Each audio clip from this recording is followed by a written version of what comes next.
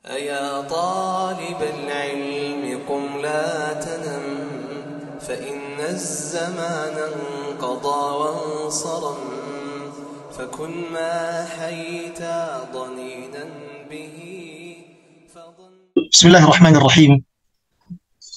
الحمد لله حمدا كثيرا طيبا مباركا فيه كما يحب ربنا ويرضاه.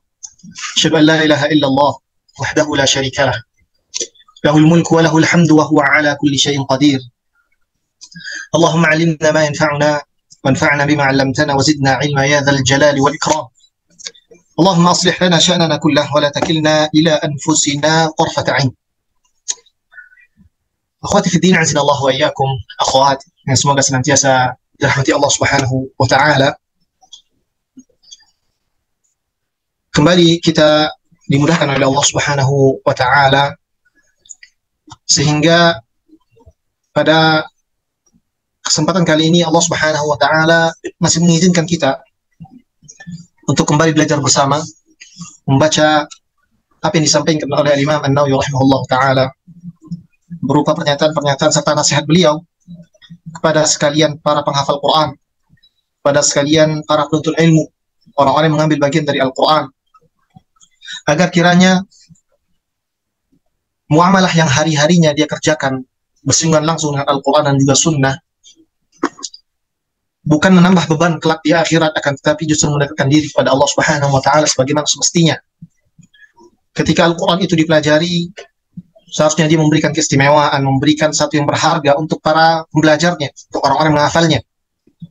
Dan Al-Imam An-Nawawi rahimahullah ta'ala dalam risalah ringkas ini, beliau ingin memberikan kepada kita pelajaran bahwa untuk mencapai semua kelebihan dan keistimewaan tersebut, ada cara-cara atau ada cara bermuamalah dengan sesuatu tersebut sehingga sampai kepada apa yang diistimewakan tersebut. Dan kita sudah sampai pada bab adab para penghafal Quran. Sudah beberapa pasal kita baca, dan hari ini kita berada di akhir-akhir bab dari adab para penghafal Quran. Khawati fiddin azinallahu ayyakum, sebagaimana kita semua ketahui, Al-Quran yang nyatanya adalah kalamullah, yang merupakan perkataan Allah Subhanahu wa ta'ala yang ia sampaikan kepada Jibril alaihi salam, kemudian disampaikan pula oleh Jibril kepada Nabi Muhammad sallallahu alaihi wasallam, merupakan sebuah sifat yang mengandung segala macam kemuliaan. Kalamullah adalah hasil dari sifat kalam untuk Allah Subhanahu wa taala. Dan ini harus sama-sama kita yakini dan kita imani bahwa di antara nama dan sifat-sifat Allah Subhanahu wa taala, Allah memiliki sifat al-kalam. Allah Subhanahu wa taala berbicara dengan huruf dan suara yang terdengar, dengan huruf yang terlihat. Dengan catatan bahwa semua sifat yang disematkan kepada Allah Subhanahu wa taala adalah sifat-sifat yang penuh dengan kemuliaan, dan kemuliaannya tidak ada yang menandinginya sedikit pun. Ketika kita semua mengetahui bahwasanya kalamullah, Al-Quran itu adalah sesuatu yang dinisbatkan kepada Allah Subhanahu wa taala sebagai sifat dari Allah Subhanahu wa taala, maka sebagaimana Allah Subhanahu wa taala adalah zat yang memiliki nama al-awwal wal-akhir, al-zahir wal-batin, zat yang pertama yang tidak ada sebelumnya sesuatu apapun, dan yang terakhir yang tidak ada setelahnya sesuatu apapun, maka ketika sifat tersebut bersandingan dan disebutkan kepada Allah Subhanahu wa taala, maka sifat ini adalah sifat yang abadi dan tidak akan pernah hilang. Sebelum kita jauh memahami makna apa yang barusan kita sampaikan, perlu kita garis bawahi bahwasannya Al-Quran yang selama ini kita baca, Al-Quran yang selama ini kita yakini sebagai kalamullah, perlu dicatat bahwa Al-Quran bukan kalamullah secara keseluruhannya. Maksudnya, kalamullah bukan hanya Al-Quran saja. Mengapa demikian? Allah Subhanahu wa taala berfirman di dalam banyak ayat, di salah satunya ada di antaranya dalam surah Luqman. Ketika Allah Subhanahu wa taala menyatakan kalau saja seluruh lautan dijadikan Allah Subhanahu wa taala sebagai tinta dan seluruh pepohonan dijadikan sebagai pena untuk mencatat kalimatullah, kalimat-kalimat yang keluar yang diucapkan oleh Allah Subhanahu wa taala, maka tidak akan pernah cukup. Artinya, Al-Quran yang hari ini kita baca adalah sebagian dari kalam Allah. Kita kembali. Ketika kita mengetahui bahwasannya Al-Quran itu dinisbatkan kepada Allah Subhanahu wa taala sebagai sifat dari Allah Subhanahu wa taala yang abadi, maknanya Al-Quran pasti akan terjaga. Tidak akan hilang. Bahkan kelak, ketika di akhirat kelak, sebagaimana hadis tadi yang sudah pernah kita pelajari, Al-Quran tetap akan menjadi saksi untuk para pembacanya, untuk para penghafalnya, untuk orang-orang yang beramal dengan apa yang ada di dalamnya. Ketika suatu tersebut dinisbatkan dan disebutkan kepada Allah Subhanahu wa taala, kemudian menjadi sebuah kitab tuntunan dan panutan, kitab yang disucikan oleh umat Islam, sudah barang tentu Allah Subhanahu wa taala akan menjaga keistimewaannya. Allah Subhanahu wa taala firman, "Inna nahnu nazzalna dzikra wa inna lahu lahafizun." Allah Subhanahu wa taala mengatakan, sungguh kami ini, yakni Allah, bukan bermakna jamak inna ketika disebutkan dalam Al-Qur'an dengan lafaz nahnu, nazzalna dengan kalimat kami, bukan bermakna Allah itu jamak atau Tuhan itu jamak, akan tapi sebagai bentuk ta'zim, pengagungan kepada sesuatu. Allah Subhanahu wa taala menyatakan tentang dirinya, "Inna nahnu nazzalna dzikra." Kami yang sudah menurunkan az-dzikr, Al-Qur'an. Kemudian apa kata Allah Subhanahu wa taala? "Wa inna lahu lahafizun." Kami yang turunkan Quran, maka kami pula yang akan menjaganya. Menjaganya dari apa? Dari segala macam bentuk penyelewengan, dari segala macam bentuk perubahan. Yang menjaminnya siapa? Al-Khaliq, Rabbuna Rabbul Izzati wal Jalalah. Yang mengucapkan kalimat-kalimat yang ada dalam Al-Quran, Allah Subhanahu wa taala yang akan menjaganya. Maka sama-sama kita yakini dan imani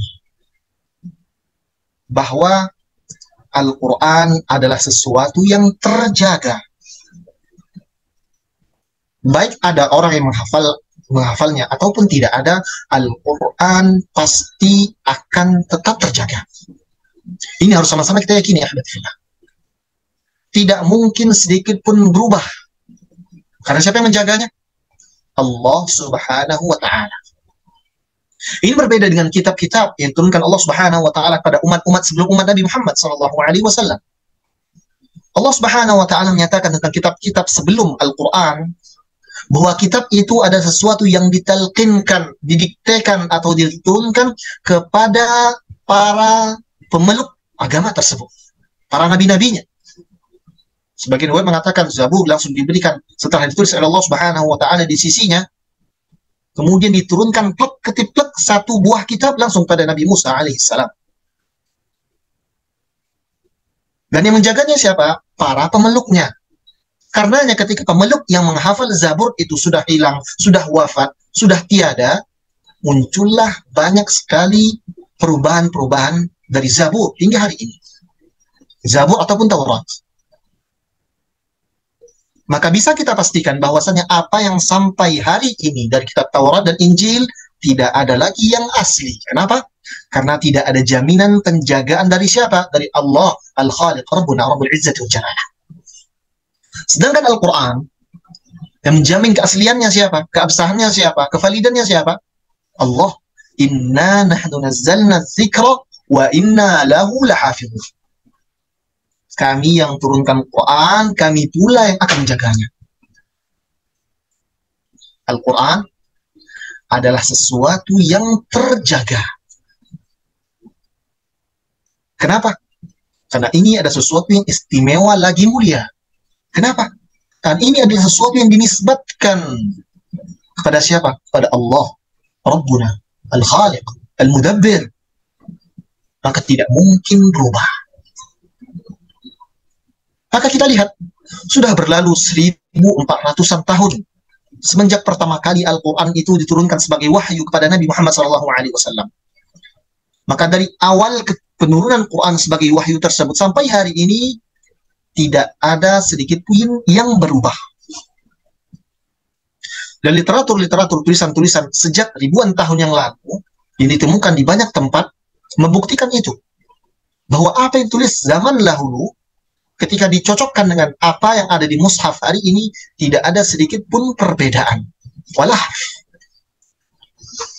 adapun perbedaan cara membaca, ada perbedaan yang memang diakui oleh Rasulullah SAW, bukan perbedaan dalam isi kandungan dari Quran, hanya cara membaca. Sebagian daerah berbeda cara pengucapan hurufnya, perbedaan cara pengucapan kata-katanya. Ini yang kita sebut dengan qiraat, sab'ah, asyarah, dan sebagainya. Kan tapi isi konten dari Al-Quran terjaga. Kenapa? Inna nahnu nazzalna dzikra wa inna lahu lahafizun. Kami yang turunkan Quran, kami pula yang akan menjaganya. Sampai di sini kita yakini dan kita imani Al-Quran terjaga. Banyak kejadian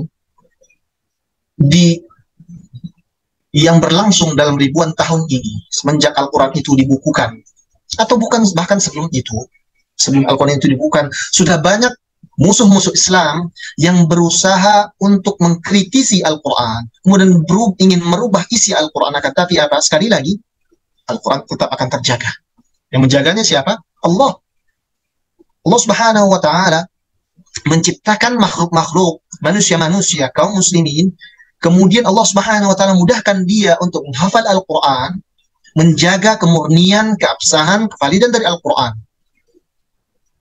Maka tidak ada satupun usaha yang berhasil untuk merubah Al-Quran, mengkritisi isi Al-Quran dari sisi manapun. Dari sisi kebahasaannya, dari sisi balaghahnya, dari sisi sastranya, dari sisi makna-maknanya, semuanya tidak ada sedikit pun yang berubah dan tidak ada sedikit pun yang bisa mengkritisi isi dari Al-Quran. Mereka-mereka berusaha untuk mengkritisi, merubah isi Quran adalah mereka-mereka yang tidak faham bahasa Arab, ataupun mereka-mereka tidak faham dengan isi dan makna yang terkandung di dalam Al-Quran. Makanya mereka sering kali menabrak-nabrakan antara satu ayat dengan satu ayat lain, sebagaimana yang dilakukan oleh orang-orang Zindiq di zaman Imam Ahmad rahimahullah ta'ala. Makanya Imam Ahmad rahimahullah ta'ala menuliskan sebuah kitab, Ar-Raddu 'ala Zanadiqah. Kemudian beliau menjelaskan tentang apa-apa yang digaungkan oleh orang-orang Zindiq ini. Di antara ayat, di dalam ayat-ayat Al-Quran ada sesuatu yang berbenturan, dibenturkan satu ayat dengan ayat yang lain. Imam Ahmad menjelaskan dengan pemahaman yang benar di mana letak kesalahan mereka, sehingga mereka membenturkan antara satu ayat dengan ayat yang lain. Artinya, Al-Quran akan terjaga. Al-Quran adalah sesuatu yang pasti terjaga. Dan orang-orang yang Allah Subhanahu wa Ta'ala pilih untuk menjaga Al-Quran adalah orang-orang istimewa. Bukankah Allah Subhanahu wa Ta'ala memberikan banyak keistimewaan, kelebihan pada orang-orang para penghafal Quran? Di banyak hadis yang sudah pernah kita pelajari, Allah Subhanahu wa Ta'ala kelak di hari akhirat, di surga kelak, mengatakan kepada para penghafal Quran, Iqra wartaqi, baca Quran, kemudian teruslah naik meninggi di derajatmu. Fa inna darajataka fil jannah fi akhir ayatin taqra'uha. Terus baca, karena derajatmu kelak di surga ini, kata Allah Subhanahu wa Ta'ala, ada pada akhir ayat yang kamu baca. Semakin banyak hafalan, semakin banyak ayat yang dibaca kelak, semakin tinggi derajat kita di sisi Allah Subhanahu wa Ta'ala. Ini kelebihan para penghafal Quran. Orang-orang yang dipilih oleh Allah Subhanahu wa Ta'ala untuk menjaga Quran ini adalah orang-orang istimewa. Dan kita semua, antunna semua, yang sudah mengambil bagian dari Al-Quran, hifzan, tahsinan, qira'atan, tilawatan, semuanya masuk dari orang-orang ini. Kita ini sebagai seorang muslim, sebagai seorang mukmin, sebagai seorang hamba, tentu kita menginginkan sesuatu yang besar, sesuatu yang dekat kepada siapa? Kepada pencipta kita. Bukankah semua ibadah yang kita lakukan tujuannya cuma satu, mendekat kepada Allah Subhanahu wa Ta'ala? lalu terbuka pintu untuk mendekat kepada Allah, menjadi orang-orang terdekat Allah, menjadi keluarga Allah di dunia. Dengan cara apa? Menjadi penghafal Quran. Akan tetapi, yang mesti difahami bahwa orang-orang yang Allah pilih ini bukan orang sembarangan.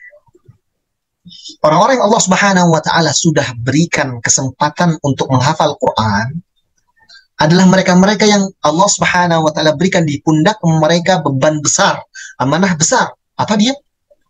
Menjaga Al-Quran yang sudah diberikan kepada dirinya. Menjaga yang terjaga. Karena Imam An-Nawawi rahimahullah ta'ala menuliskan fasal di akhir bab ada para penghafal Quran ini dengan perintah fil amri bita'ahudil Quran, perintah untuk senantiasa mengulang-ulang Al-Quran, wat tahdhiru min ta'ridhihi lin nisyan, dan peringatan agar jangan sampai melupakan Al-Quran. Tujuannya apa? Al-Imam An-Nawawi rahimahullah ta'ala ingin menyampaikan kepada kita, Al-Quran ini memang terjaga. Dan Allah Subhanahu wa Ta'ala menjaga Quran ini dengan cara memperbanyak para penghafal Al-Quran. Ketika Allah Subhanahu wa Ta'ala sudah memilih seseorang menjadi penghafal Quran, maka dia punya kewajiban untuk menjaga hafalannya. Dan ini adalah adab penting setiap para penghafal Quran. Mari kita baca apa yang beliau sampaikan, apa yang beliau tuliskan di dalam fasal yang terakhir ini. Beliau menyatakan, beliau di awal fasal menuliskan nukilan dari Abi Musa Al-Ash'ari radhiyallahu taala anhu. Beliau meriwayatkan hadis dari Nabi Muhammad sallallahu alaihi wasallam sebagaimana diriwayatkan oleh Imam Al-Bukhari dan juga Imam Muslim Al-Hajjaj Ushairin Al-Saburi, Imam Muslim rahimahumullah, bahwasanya Rasulullah sallallahu alaihi wasallam menyatakan kepada sekalian para penghafal Quran. Apa kata beliau sallallahu alaihi wasallam? Ta'ahadu hadzal Quran.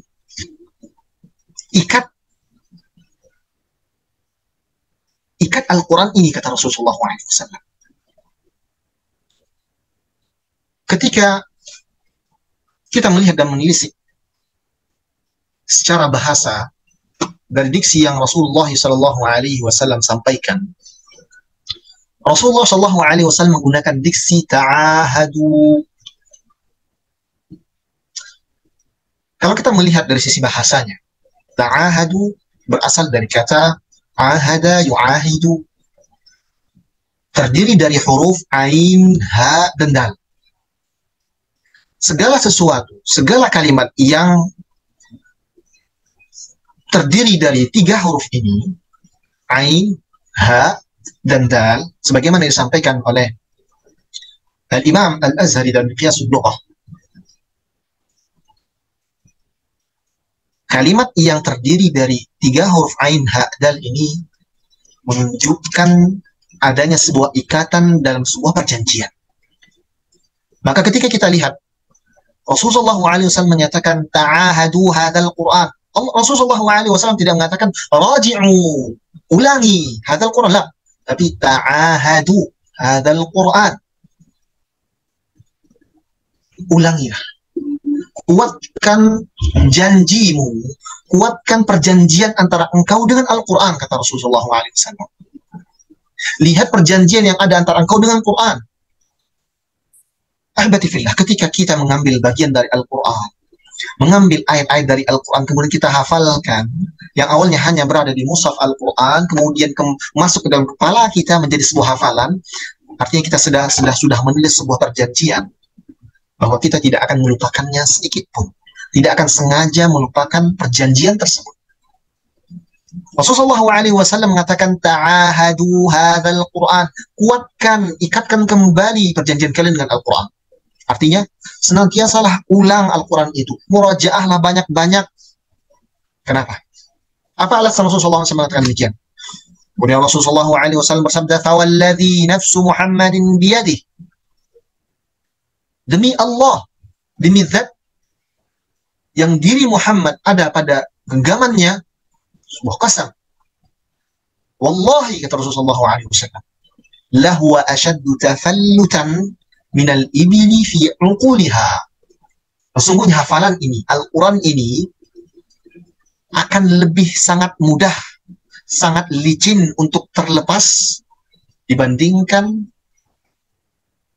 unta yang terikat lutut-lututnya dengan kait pengikat. Rasulullah SAW memberikan gambaran dan permisalan kepada kita, umatnya, kepada sekalian para penghafal Quran, bahwa hafalan Al-Quran ini sangat mudah lepas, sangat mudah hilang dan terbang entah kemana. Beliau misalkan dengan seekor unta. Unta tersebut, kalau dia duduk, kalau dia ingin duduk, biasanya para pemilik unta tersebut mengikat dua, lututnya lah, kalau kita bisa bilang. Ketika dia duduk begini, kemudian dikedepankan, di sininya, lutut di kakinya tersebut diikat. Ada iqal disebutkan, sesuatu yang mengikat. Iqal ini banyak bahasanya, yang ada di kepalanya orang Arab itu, misalnya pakai shimak, kemudian ada yang hitam-hitam, itu namanya iqal juga. Artinya sesuatu yang mengikat, yang menjadikan dia tidak bergerak. Rasulullah SAW memberikan permisalan bahwa unta tersebut ketika dia diikat di sisinya, di tangannya itu atau di lututnya tadi, ketika dia sering bergerak-gerak akan lepas sendiri. Ketika dia tidak diulangi, tidak dikencangkan lagi ikatannya, maka bisa saja terlepas. Kalau unta itu sudah terlepas, dia akan lari. Ketika dia sudah lari, sangat sulit untuk mengejarnya kembali. Sangat sulit untuk mendapatkan unta itu kembali. Ini permisalan yang luar biasa. Dan sebagaimana kita ketahui bahwasanya permisalan yang dikeluarkan oleh seseorang harusnya lebih mendekati pemahaman orang yang sedang diajak bicara. Ketika Rasulullah SAW menyampaikan sebuah permisalan di hadapan para orang-orang Arab yang di sekeliling mereka ada unta, maka permisalan ini sangat-sangat cocok. Mereka langsung paham bahwasanya ketika unta tersebut tidak diikat dengan kuat, tidak senantiasa dilihat ikatannya, kalau ingin terlepas dikuatkan lagi, maka unta tersebut bisa lepas kemudian hilang pergi kemana. Dan sangat sulit untuk mencarinya dan sulit untuk kembali ke majikannya. Mari kita lihat permisalan ini. Rasulullah SAW menyatakan unta tadi ini ketika sudah diikat masih bisa dia terlepas dan sangat mudah untuk terlepas. Sebenarnya kalau sudah dikuatkan itu ikatan untuk si unta tadi, ini dia sulit terlepas. Tapi unta tersebut akan terus bergerak, akhirnya terlepas. Kalau tidak kembali ditajdid, tidak diperbarui ikatannya, maka bisa terlepas. Al-Quran, kata Rasulullah SAW, bagaimana? Lahuwa ashaddu tafallutan. Sangat lebih mudah untuk hilang, untuk pergi, untuk terlepas. Dari mana? Dari hafalan seorang penghafal Quran. Ketika dia tidak muraja, tidak mengulang-ulang hafalannya, maka hafalan tersebut akan pergi entah kemana dan sangat sulit untuk kembali. Dan sebagian para penghafal Quran sudah merasakan hal ini. Kenapa? Ketika dia pernah menghafal beberapa ayat, beberapa surat, kemudian menghilang, hafalan tersebut tidak diulangnya, maka ketika dia ingin mengulang hafalan tersebut, serasa-rasa dia tidak pernah hafal surat dan ayat tersebut. Sangat sulit untuk kembali. Lahu ashaddu tafallutan minal ibni fi uquliha. Sangat mudah untuk terlepas. Ketika terlepas sangat sulit untuk kembali. Itu Al-Quran. Makanya Rasulullah SAW menyatakan, ta'ahadu hadal Quran. Ikat-ikatlah. Ulang-ulanglah. Murajaahlah hafalan Quran yang sudah Allah Subhanahu wa Ta'ala berikan kepada kalian. Karena hafalan ini sangat mudah hilang. Lebih mudah hilang dan terlepas dibandingkan unta yang diikat di bagian kakinya. Dan riwayat lain dari Abdullah bin Umar radhiyallahu taala anhu, Rasulullah SAW menyatakan, "Innama mathalu sahibil Qur'an kamathalil ibilil mu'aqqilah atau mu'aqqalah. In 'ahada 'alayha amsakaha wa in atlaqaha dhahabat." Hadis riwayat Bukhari dan Muslim. Rasulullah SAW mengatakan, sesungguhnya permisalan para penghafal Quran adalah laksana seekor unta yang terikat In ahada 'alaiha, ketika dia dikuatkan, senantiasa dia perhatikan oleh majikannya ikatan tadi, amsakaha. Unta tersebut akan senantiasa bersama si majikan, tidak pergi kemana-mana. Wa in atlaqaha dhahabat. Ketika dilepaskan ikatannya, dhahabat. Unta tadi pergi entah kemana. Hilang. Sulit untuk mengambilnya lagi. Ini kembali Rasulullah SAW menekankan permisalan ini. Dengan seekor unta yang begitu mudah. Unta itu ahibati fillah, jadallahu wa iyyakum, sebenarnya dia adalah hewan yang penurut, yang bisa diatur. Ketika majikannya tersebut memberikan perhatian kepada unta tadi, dia akan menjadi hewan yang sangat setia. Dia akan senantiasa membersamai. Bagaimana tidak? Ribuan kilometer luasnya padang pasir, dia akan menemani majikannya tadi. Ketika dia diikat dengan baik-baik, diberikan dia minuman, diberikan kasih sayang. Makanya sebagian orang Arab, mereka tersinggung ketika unta itu dikatakan sebagai hewan. Dan ini fakta. Beberapa teman-teman kita orang Arab sini, terutama orang-orang yang datangnya dari daerah yang jauh dari kota, orang-orang Badui, kemudian Allah Subhanahu wa taala mudahkan mereka untuk belajar. Mereka itu kalau disebutkan bahwasanya unta itu adalah hewan, mereka marah. Ya, unta itu bukan hewan. Dia seperti manusia, dia punya hati, punya ini. Artinya mereka punya kedekatan dengan hewan, yang dengan unta ini. Punya kesetiaan yang luar biasa ketika dia benar-benar dipilih, benar-benar diberikan perhatian. Begitu pula dengan Al-Quran. Allah Subhanahu wa taala sudah memberikan kita kesempatan untuk menghafal Quran. Berapa ayat sudah kita hafalkan? Kalau kita berikan dia perhatian yang luar biasa, perhatian yang lebih, kita berikan waktu khusus untuk murajaah, mengulang hafalannya, maka Quran ini akan menjadi teman paling setia untuk kita. Dimanapun kita berada akan datang, bisa kita keluarkan Quran tadi. Hafalan tadi bisa kita ucapkan, bisa kita sampaikan, bisa kita keluarkan, bisa kita baca. Dan dia akan menjadi teman yang terbaik sepanjang masa. Di saat kesendirian, di saat ramai-ramai, Al-Quran ketika diberikan haknya, hafalan tadi ketika diberikan haknya, dia akan menjadi teman yang luar biasa setia. Dalam hal ini kami pernah mendengar salah seorang senior yang Allah Subhanahu wa taala uji dengan kebutaan. Setelah sebelumnya bisa melihat, Allah Subhanahu wa taala menguji beliau dengan tidak bisa melihat. Dan tentu saja ketika beliau tidak bisa melihat, banyak yang tidak bisa beliau lakukan. Harus dipapah kemana-mana dan sebagainya.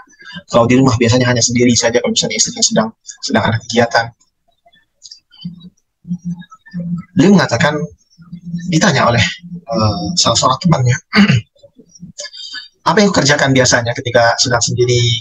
Ya, kadang dia tidak tahu sendiri. Orang buta itu, ramai atau tidak, dia akan merasa terus sendiri. Karena dia tidak bisa melihat ada atau tidaknya orang di sampingnya. Lalu beliau mengatakan, di saat saya diberikan ujian buta ini, saya semakin yakin, kata beliau, hafizahullah, bahwa Al-Quran akan menjadi teman yang paling setia. Kenapa?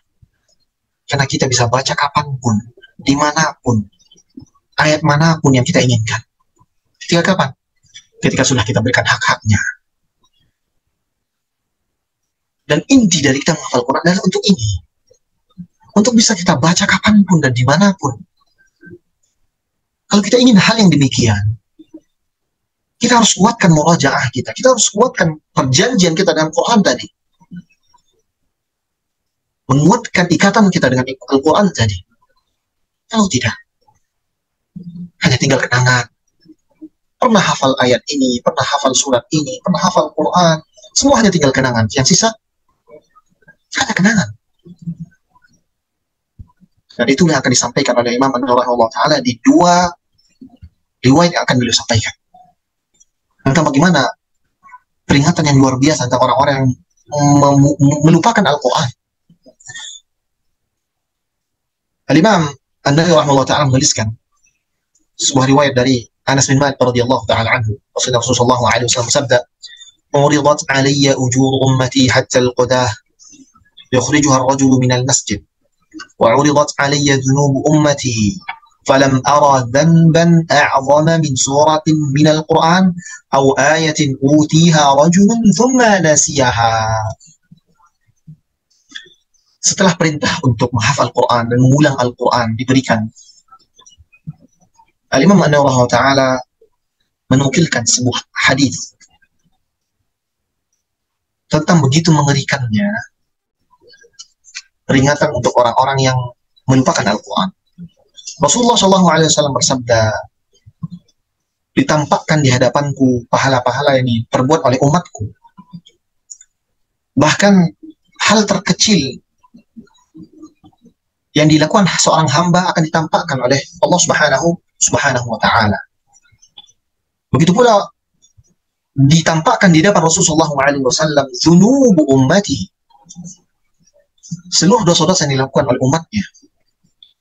Dan beliau mengatakan, saya tidak pernah melihat walam aradanban, aku tidak pernah melihat satu dosa yang lebih besar dibandingkan satu surat, dibandingkan satu ayat yang sudah diberikan kepada seorang umat muslim, kemudian dia lupakan. Artinya, dosa melupakan Al-Quran adalah di antara dosa-dosa besar. Hadis ini diriwayatkan oleh Abu Dawud dan juga Tirmidzi.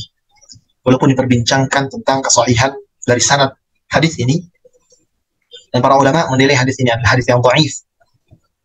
Walaupun hadis ini dhaif dan tidak bisa dijadikan hujjah, kan tapi maknanya hampir senada dengan apa yang ada di Al-Quran tentang orang-orang yang kelak di akhirat akan dibutakan oleh Allah Subhanahu wa Ta'ala. Kapan? Ketika mereka diberikan peringatan, diberikan ayat-ayat Allah, kemudian mereka butakan. Kemudian di riwayat selanjutnya yang diriwayatkan oleh Imam Abu Dawud dan juga Tirmidzi juga Ahmad, dan dinilai pula hadis ini adalah hadis yang dhaif oleh sebagian para ulama dan muhaddisin. Rasulullah SAW mengatakan, man qara'a al-Quran thumma nasiyahu laqiyallahu azza wa jalla laqiyallahu azza wa jalla yaumal qiyamati wa hum ajdzam.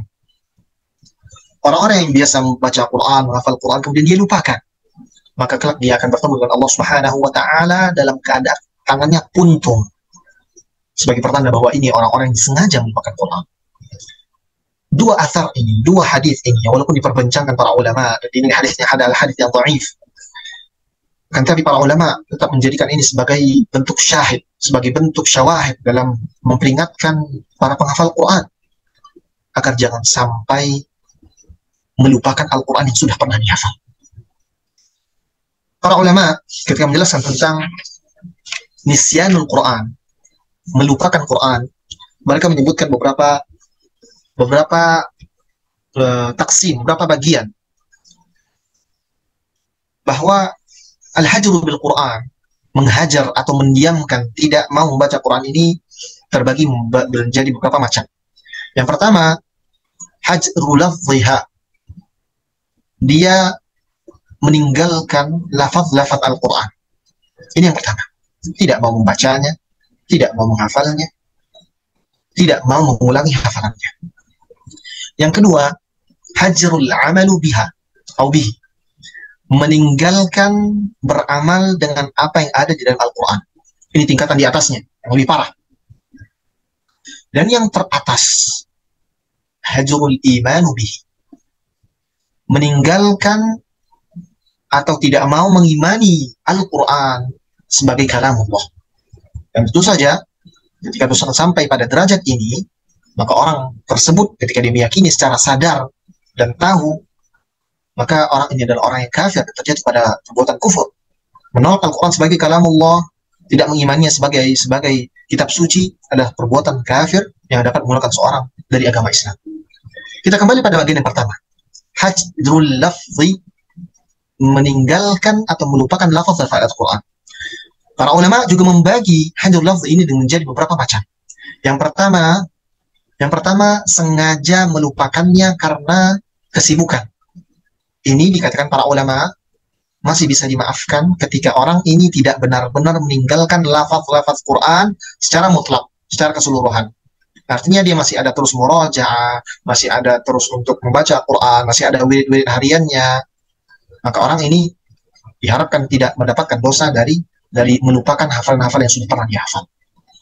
Yang kedua, ada orang-orang yang tidak mau mengulangi hafalan lafaz-lafaz Quran, hafalan Al-Quran yang dia miliki, dikarenakan dia tidak ingin, bukan karena sibuk. Dia punya waktu untuk murajaah, dia punya waktu untuk bisa membaca Quran, tapi dia tidak mau untuk membaca Quran. Walaupun dia beramal dengan isi yang ada di dalam Al-Quran, mengamalkan isi Quran, kan, tapi dia tidak mau membaca Quran, tidak mau meraja Quran, sehingga hafalan yang sudah diberikan dia lupakan, maka termasuk ke dalam ancaman bahwa ia akan jatuh pada dosa-dosa besar.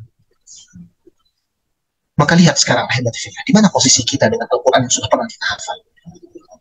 Apakah kita orang-orang yang sangat sibuk itu sehingga tidak ada waktu untuk tilawatul Quran? Apa sesibuk itu kita ketika sampai-sampai kita tidak mau dan tidak bisa untuk sedikit merojah Quran yang sudah kita pernah hafal?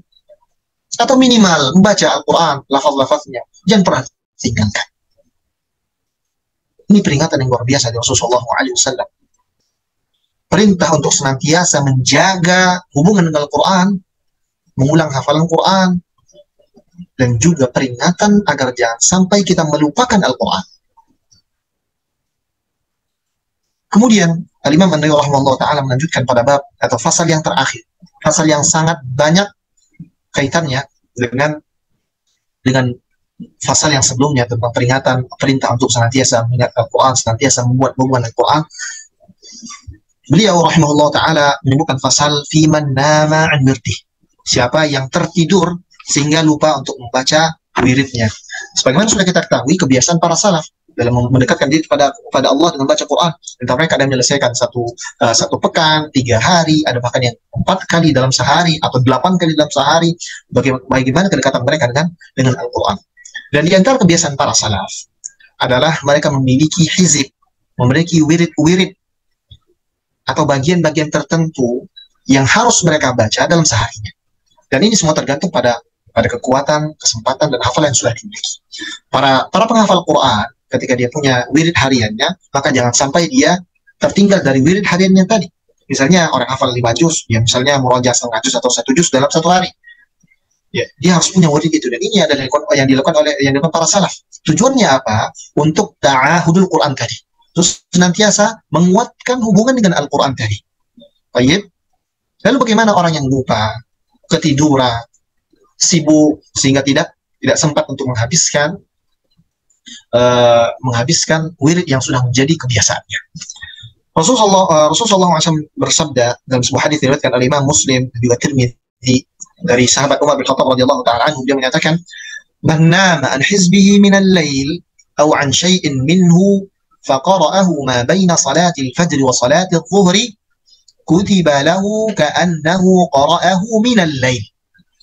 Barang siapa yang tertidur dari hizibnya sehingga lupa membaca hizib atau kebiasaan wiridnya atau bagian yang menjadi kebiasaan, misalnya 1 juz 1 hari, tidak sempat dia menghabiskan 1 juz, sisa beberapa halaman misalnya. Faqara'ahu ma baina salatil fajri wa salatil zuhur. Kemudian dia ganti bacaan yang tadi malam tidak habis di antara salat subuh dan salat zuhur, kutiba lahu ka'annahu qara'ahu minal lail. Maka Allah Subhanahu wa taala akan menuliskan untuk orang ini pahala sebagaimana dia membaca di saat malam tadi. Ini ada beberapa faedah yang perlu kita sampaikan. Faedah yang pertama, bagaimana Allah Subhanahu wa taala memberikan pahala yang besar kepada sesuatu yang konsisten dan istiqamah. Rasulullah SAW bersabda menyatakan tentang apa yang Allah Subhanahu wa taala cintai dari hambanya. Rasulullah SAW mengatakan bahwa lisannya dicintai Allah Subhanahu wa taala mencintai sesuatu yang sedikit asalkan konsisten, istiqamah. Walau qalil, walaupun sedikit, maka tapi dia konsisten. Ini yang kita dapati dari hadis ini. Lihat bagaimana Allah Subhanahu wa taala memberikan pahala istiqamah, pahala konsistensi, hadiah konsistensi dari seorang hamba. Apa kata Rasulullah SAW? Kutiba lahu ka'annahu qara'ahu minal lail. Akan dituliskan pahalanya seakan-akan akan dia bacanya tadi malam.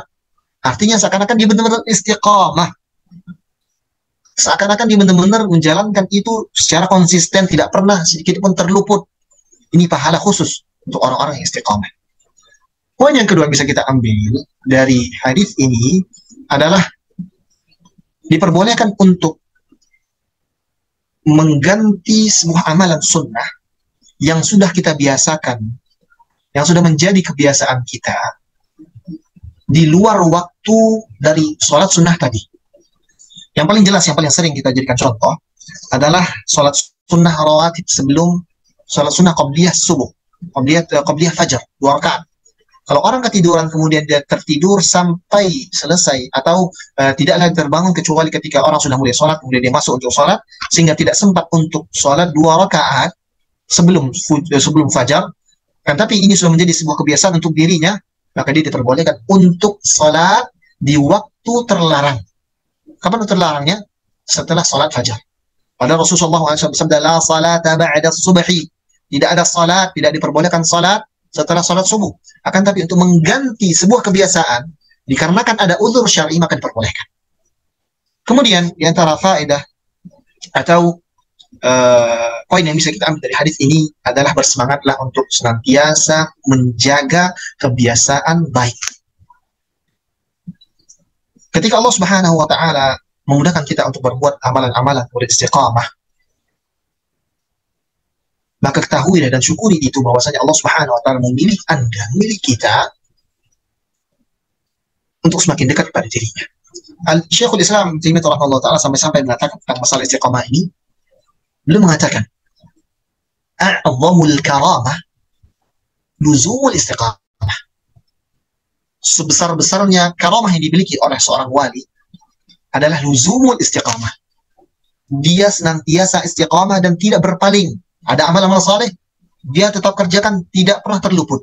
Ini adalah sebuah kebahagiaan yang dimiliki oleh seorang muslim ketika dia Allah Subhanahu wa taala mudahkan untuk bisa istiqamah.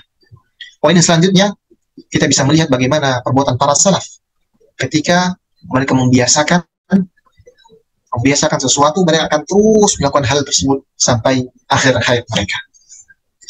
Kemudian Imam Rahimahullah taala melanjutkan, menukilkan dari Sulaiman bin Yasar rahimahullah, beliau berkata, qala Abu Sa'id radhiyallahu taala anhu, nimtul barihata an wirdi hatta asbahtu. Abu Sa'id menceritakan, saya tadi malam tertidur sehingga tidak menyelesaikan wirid yang biasanya saya selesaikan dalam satu hari. Falamma asbahtu istarja'tu. Allahu akbar. Ketika saya bangun pagi, istarja'tu. Apa istirja'? Apa kalau istirja' ini ayah habati fillah? Kalimat istirja' adalah kalimat inna lillahi wa inna ilaihi raji'un. Kalimat yang biasanya kita ucapkan ketika tertimpa musibah. Dan salaf ini, sahabat ini, Abu Sa'id ini, mengucapkan kalimat itu ketika apa? Ketika dia tertidur dari wirid hariannya. Begitulah para sahabat. Begitulah para salafun saleh. Melihat sesuatu yang bukan dosa sebagai sesuatu yang luar biasa, beban untuk mereka. Tertinggal wirid. Ini bukan wajib. Ini sunnah. Mempunyai kebiasaan. Bukan wirid bukan satu surat, satu ayat lah. Berjus-jus. Tertinggal tidak selesai wirid yang dia baca, harusnya baca pada hari itu. Besok paginya ketika bangun, apa yang beliau ucapkan? Inna lillah. Seakan-akan beliau sedang tertimpa musibah. Kenapa? Karena tidak menghabiskan wiridnya tadi malam. Ini luar biasa ya para sahabat fillah. Apa kata beliau lagi? Wa kana wirdi surat al-Baqarah.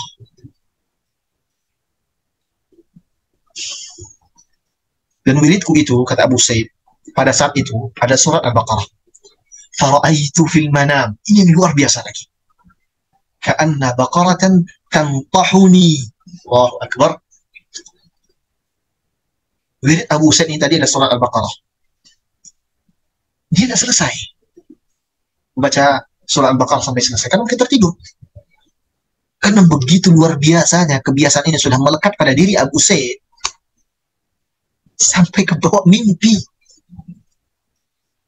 Di mimpinya apa yang beliau lihat? Fara'aitu fil manam kana baqaratan tahuni. Dia lihat di mimpinya ada sapi yang ganggu dia. Allahu akbar. Diberikan peringatan dari dalam mimpi, karena begitulah kebiasaan yang sudah terbangun di antara para salaf. Lalu bagaimana dengan kita? Bagaimana kita yang tidak punya wirid harian? Tidak satu juz, Tidak pula bahkan satu surat. Bahkan ada di antara kita yang hari-harinya terlewat tanpa baca Quran. Oh, mustahil. Kemudian dengan itu kita nisbatkan diri kita sebagai penghafal Quran, orang yang punya perhatian terhadap Al-Quran. Ini keadaan para salaf. Radiyallahu anhum wa rahimahumullah ajma'in. Nah, bagaimana dengan kita? Ada sudah datang perintah untuk senantiasa ta'ahudul Quran. Datang peringatan pada orang-orang yang melupakan Al-Quran setelah dia pernah hafal. Kita baca pula kebiasaan para salaf dari wirid-wirid yang sudah ada. Sekarang posisikan di mana diri kita di antara para salaf. Jauh, sangat jauh. Untuk melampaui mereka mustahil. Tapi setidaknya kita berusaha untuk meniru mereka. Karena meniru orang-orang baik adalah sebuah kebaikan. Meniru orang-orang yang sukses adalah sebuah kesuksesan. Meniru orang-orang yang selamat adalah sebuah keselamatan.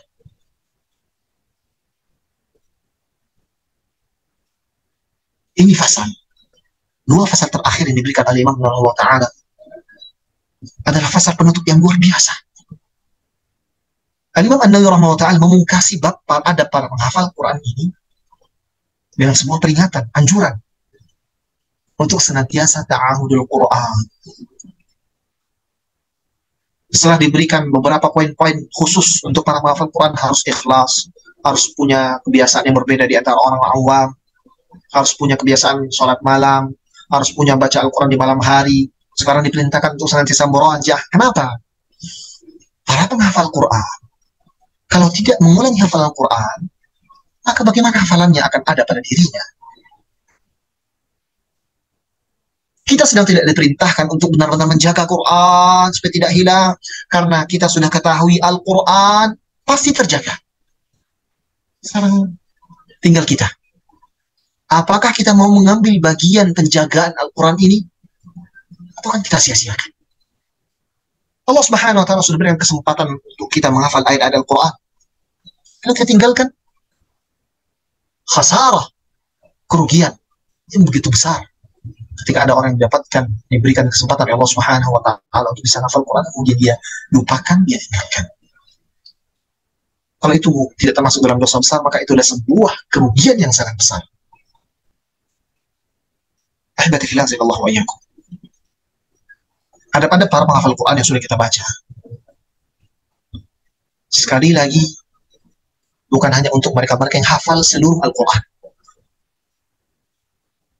Dia untuk kita semua yang mengambil bagian dari Al-Quran, walaupun sedikit. Anda yang baru masuk halaqah, Anda yang baru mengeja huruf-huruf Al-Quran,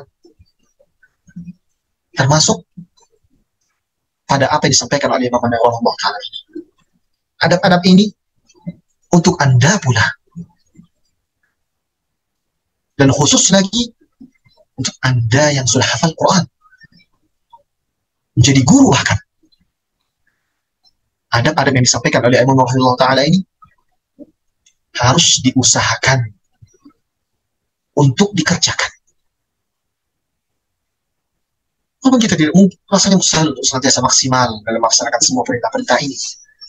Tapi setidaknya kita berusaha dan jujur dalam usaha kita. Kalau kita jujur, Allah Subhanahu wa ta'ala tahu seberapa keras usaha kita. Allah Subhanahu wa ta'ala akan memberikan pahala, memberikan ganjaran sesuai dengan usaha dan kejujuran kita. Dengan ini, ahibati fillah, selesai kita pembahasan bab pada para penghafal Quran. InsyaAllah ta'ala pada pembahasan selanjutnya, pada bab selanjutnya, kita akan membahas bahasan secara umum tentang siapapun yang ingin berinteraksi dengan Quran, baik para pembacanya. Pada hal-hal sebelumnya, mari kita lihat apa yang disampaikan oleh Imam An-Nawawi ta'ala pada bab pertama. Beliau menjelaskan tentang adab yang khusus untuk para pengajar Quran, adab khusus untuk para pembelajar Al-Quran, kemudian beliau khususkan lagi untuk para penuntut ilmu, dikhususkan lagi semakin umum lagi untuk setiap para penghafal Quran. Dan sekarang, insya Allah pada pertemuan selanjutnya, Al-Imam An-Nawawi ta'ala ingin menjelaskan kepada kita bagaimana adab-adab kita dengan Al-Quran secara umum. Dan itu semua masuk untuk siapapun saja.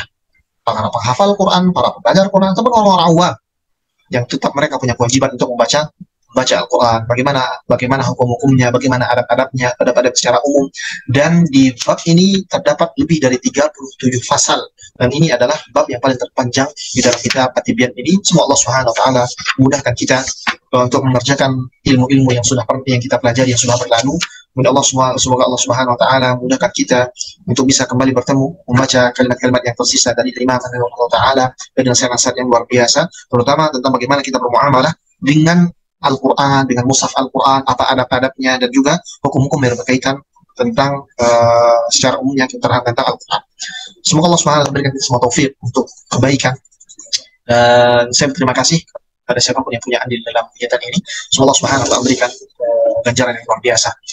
Semoga Allah SWT merahmati Imam An-Nawawi Ta'ala, merahmati guru-guru kita yang sudah wafat, berikan kesehatan kepada mereka yang masih hidup, yang sakit semoga diberikan kesembuhan. Ya, di antara guru kita ada yang tengah dirudung sakit, semoga Allah Subhanahu wa taala memberikan kepadanya kesehatan dengan sehat yang luar biasa sehingga kembali bisa meneruskan dakwah ini, dakwah yang luar biasa. Ahmadillah azallahu wa iyyakum.